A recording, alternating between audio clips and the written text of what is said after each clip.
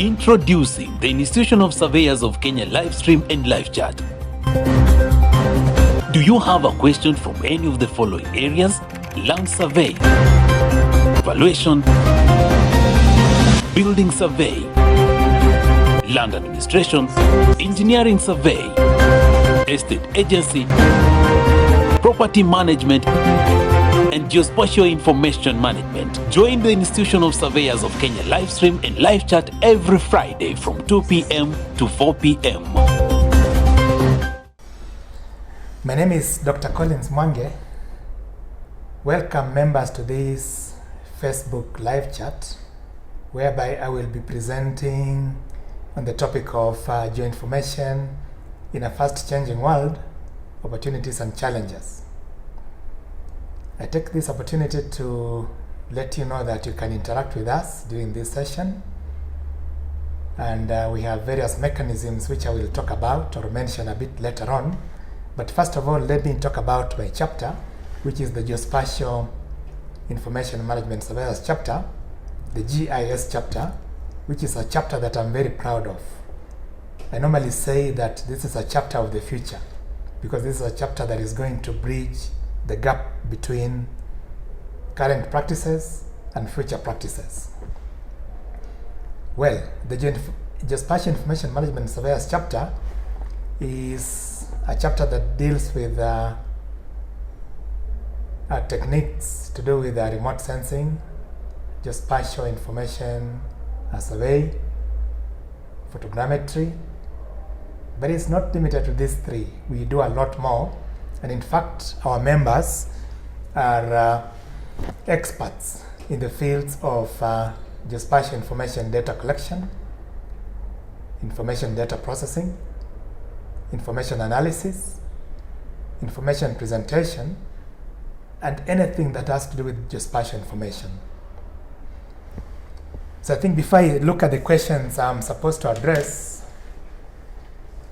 let me start by just giving a brief overview of what my thoughts are on the topic that we are discussing today. I will start by highlighting or mentioning that in the world of today, we face many challenges. And one of these challenges is the increasing rate of urbanization. I've chosen this urbanization because I want to focus specifically on the role geoinformation can play in addressing some of the challenges we face in urbanization. In fact, if you look at the UN statistics, it is stated that by the year 2050, a majority of the population will be living in urban areas, and Kenya is no exception. As a matter of fact, devolution is accelerating the rate of urbanization in Kenya, and we are going to see a lot more of people living in urban centers. What this means is that the sustainable development challenges will have to be more focused in urban areas. We have to create cities that I would say, in quote, smart cities, cities that are sustainable, cities that are livable, meaning that they're efficient. People don't take much time to travel to their workstations. People have a good way of life wherever they live, and geoinformation will have a big role to play in such a scenario. The second thing is that we are experiencing an increasing level of computerization, and the land sector is no exception. There is talk of digitization, which is ongoing, so we have a lot to play in terms of how we contribute to this situation. Even if you look at the current situation today, the COVID pandemic is making us to realize that we have to change our modus operandi because we have to manage things better. We have to support the government in things like contact tracing, in terms of availing facilities to treat the patients and those kind of things. And we will have a big role to play in supporting such initiatives as geospatial professionals. Therefore, in summary, geoinformation is applicable in all sectors of the economy, and it is even becoming more important today as we face many challenges, which I've just mentioned a few, like urbanization, like the current pandemic challenges, and those kind of things. So to enable these kind of solutions, we will have to lay a firm foundation, and this is a foundation that I normally say is what I can generally refer to as spatial enablement, whereby citizens are spatially enabled and the society is spatially enabled. By having this spatial enablement, what I mean is that the government services, the government transactions, any activities in the community that are supported by spatial activities or spatial framework. When I talk about a society that is spatially enabled, I mean that citizens, businesses, and all other players have access to information, and this information enables them to make a living sometimes and even become more creative.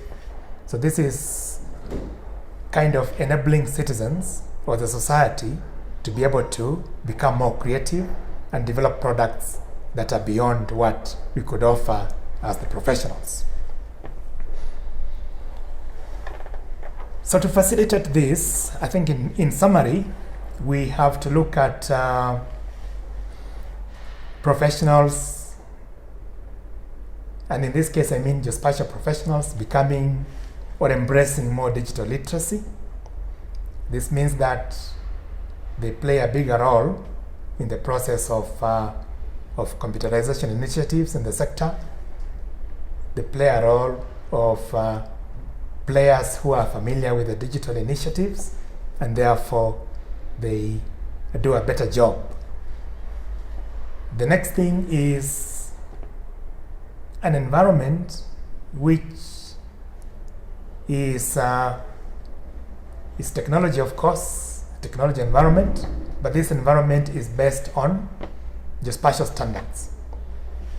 And this is very critical because we are looking at a situation whereby there'll be many systems, and these systems need to be interconnected.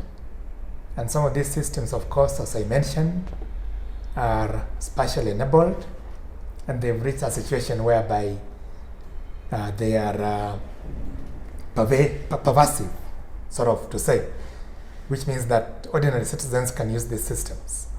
So we need to work on geospatial standards. And I think this is an area we are quite weak on as a profession. We need to work on geospatial standards and make sure that we have a situation whereby our systems can interoperate. As the Geospatial Information Management Surveillance chapter, we are looking at this in terms of, we have a subcommittee looking at standards, so we are doing quite a bit on this in terms of generating these standards. The next thing is to promote an environment whereby there is easy or access to open data, and open data also includes shared data. So that environment facilitates the ability for systems to interpret as well, and this data, of course, enables better decisions. One key thing that people don't realize is that if you share data widely, you make it more valuable. So this is something that as a profession we need to work on. So let us not leave our data sitting as silos in the shelves. Let us computerize it and let us make it widely available to citizens so that they can make good use of it. And then the last thing is to increase the spatial literacy of citizens, because citizens are going to access these services, So we have to increase the spatial literacy, and this is something that is very important, because for us to get better value from this information, the citizens themselves must be able to make use of these services. So I've got just a quick summary on what my thoughts are, maybe from 5 to 10 years from today, what I think will be happening in the profession, and how we need to position ourselves to make better use of these changes. The first thing is, of course, the move towards smart cities, which I talked about. So this is nothing strange. What we are saying is that we are looking at cities that are efficient. If you look at transport systems, for example, we need to be able to move more people and many people quickly and effectively within the shortest possible time. So we should not have a situation whereby people spend 4 hours in traffic jam. And geospatial information or geo-information has a big role to play here, because it provides the enabling environment to develop these transportation systems, to monitor these transportation systems, to have smart grids, smart transport systems, and those kind of things. The next thing that is going to happen is the architecture of the internet, which is going to change from increasingly human-oriented internet to a machine-oriented internet. And we are looking at things like increased use of machine learning, particularly those of us who deal with remote sensing imagery. We have a situation whereby the data is coming too fast, and if we need to make quick decisions, we need to analyze it quickly. So these kind of techniques will help us to quickly make use of this information. The next thing is Internet of Things. And of course, you've seen in developed countries, we are already looking at autonomous devices like cars, which are self-driving. So these things will come to Kenya, and we have to prepare. If you look at, for example, a road like Thika Road, are we ready for this kind of vehicles? Of course we are not. So we need to look at it in terms of doing research and making it ready for that kind of provision. The next thing is more data integration. We are looking at integrating more data. And one of my favorite topics is normally spatial data infrastructure, whereby we integrate data from various sources and put it together in a usable format so that people can access it and make use of it in terms of their decisions, etc., etc. So maybe satellite data, big data, crowdsourced data, etc., etc. will need to be increasingly integrated together so that it becomes more accessible, interoperable, and used by many players. And of course, when you talk about being used by many players, the question of standards comes to play. The next thing is increasing role of spatial data infrastructures, and we are doing quite poorly as a country. We need to improve this. So we need to organize our data sets, we need to develop standards, we need to develop policies. And as a chapter, GIS chapter, we are looking at some of these things, and we hope to get support of the entire membership. Then increasing use of standards. As I said, this is something that is very critical, so let us support it and develop standards that are usable.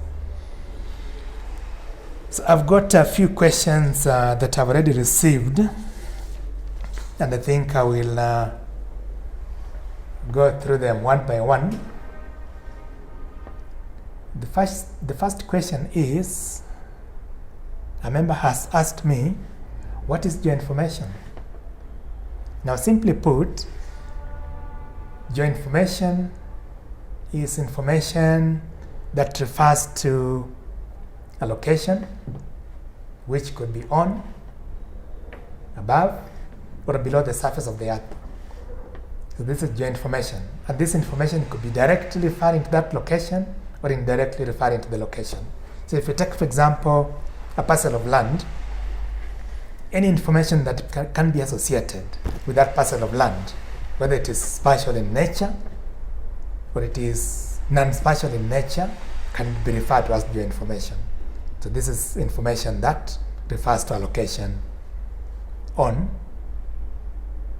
as I said, below or above the surface of the earth. And we can tie it in a framework where we can relate it with other information. So that is geo-information. Now, in the face of increasing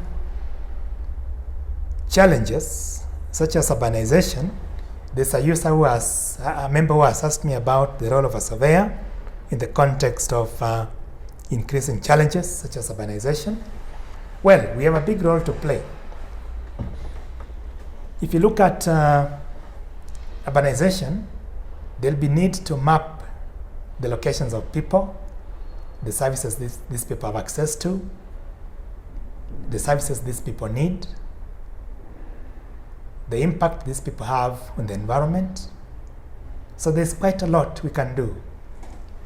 And in fact, if we lay down the framework today, we are better placed to address these challenges. So I would say we have a big role to play in terms of providing information, analyzing the information, and presenting the information so we can influence policy as geospatial information surveyors. So I think we need to do a lot more. As we focus on the traditional surveying, we also need to do a lot more in terms of adding value to the information that we provide. And I think this is one of the areas that the chapter is looking at. And we are quite happy that we've made significant progress so far. So a surveyor, I would say, has a critical role to play in terms of addressing these challenges. The next question I have is that, do we have any guidelines on data collection for land survey purposes? And how accessible are these guidelines? I think this is something that is done by the National Mapping Agency, the Survey of Kenya, and I'm pretty sure they do a good job. So they must have standards for the development of data, for the management of data, for the analysis of data, and all that pertains to data. But I think an area that is of obvious improvement is to make these standards more accessible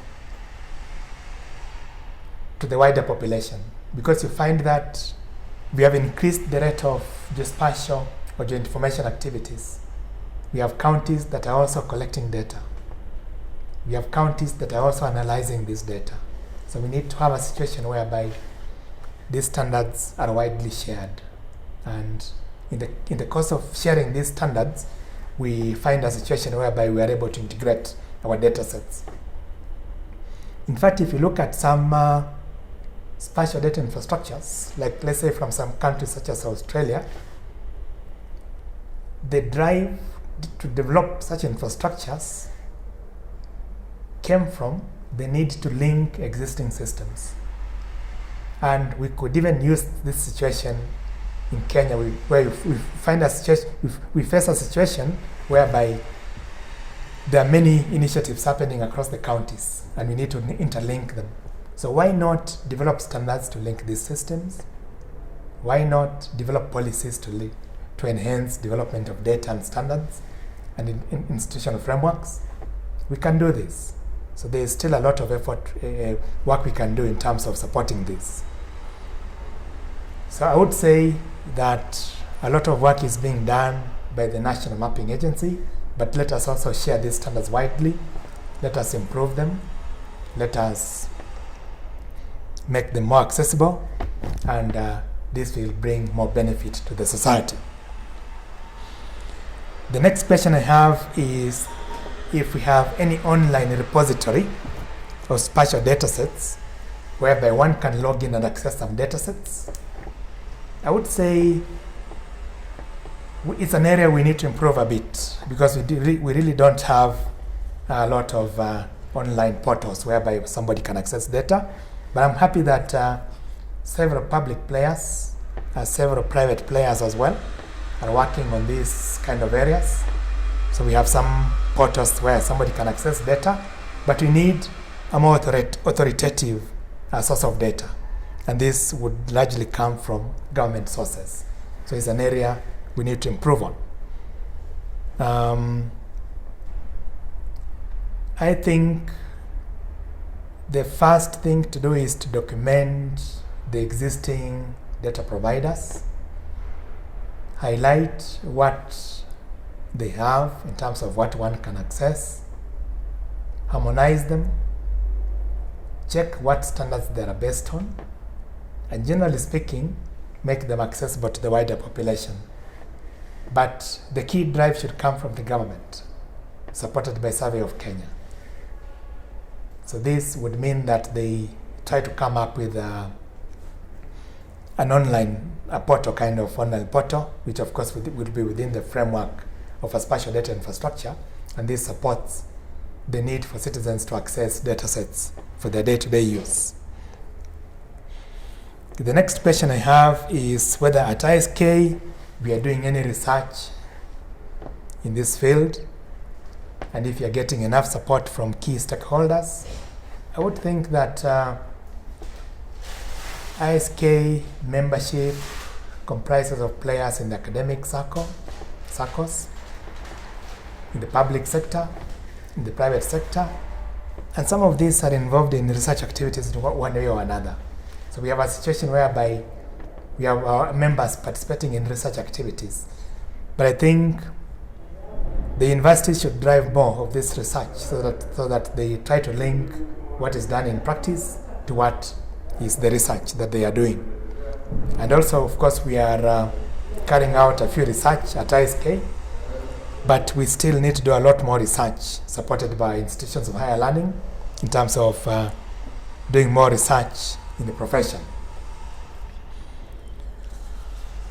The next question that a member has asked me is, how do we preserve the information that we have undertaken? I think that question was not very clear, but I think what the member is trying to ask is that is there any mechanism to access this information, let's say, of actually research information at ISK, for example. So I would think this is a challenging area that we need to address. In the wake of this COVID pandemic, we need to have a situation where we can give access to members on this information so that they can make use of it. The next question is on membership, mentorship of young professionals. I think this is something very critical. So we wholly support it as a profession. We have a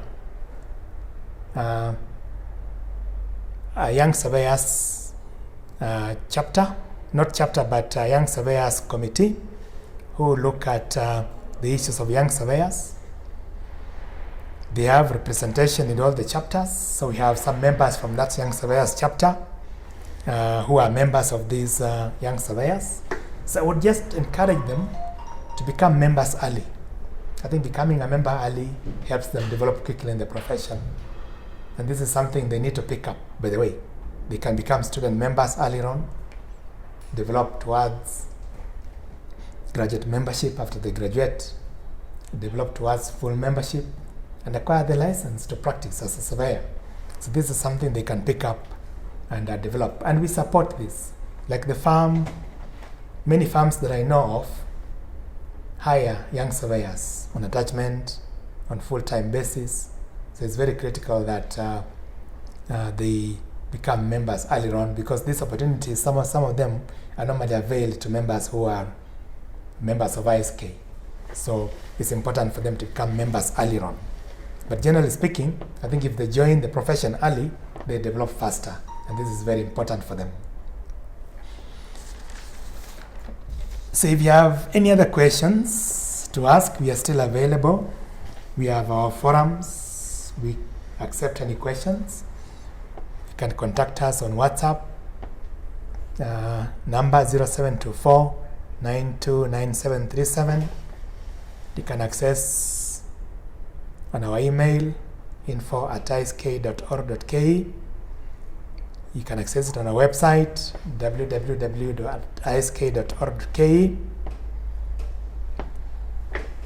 And we can negotiate. We can always discuss some of these things that we are talking about interactively and work together as a team.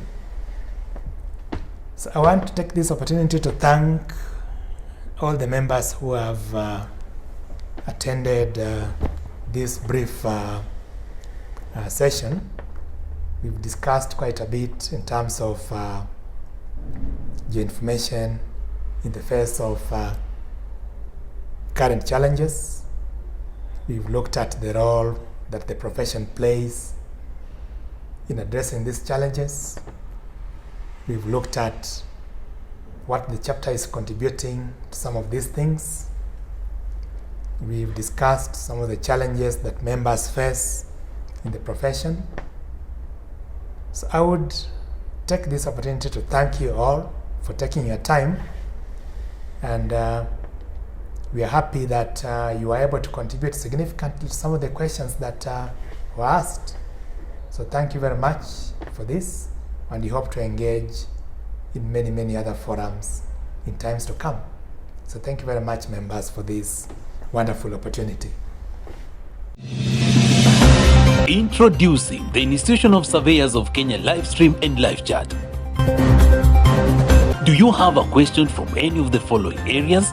Land survey, valuation, building survey, land administration, engineering survey, estate agency, property management, and geospatial information management. Join the Institution of Surveyors of Kenya live stream and live chat every Friday from 2 p.m. to 4 p.m.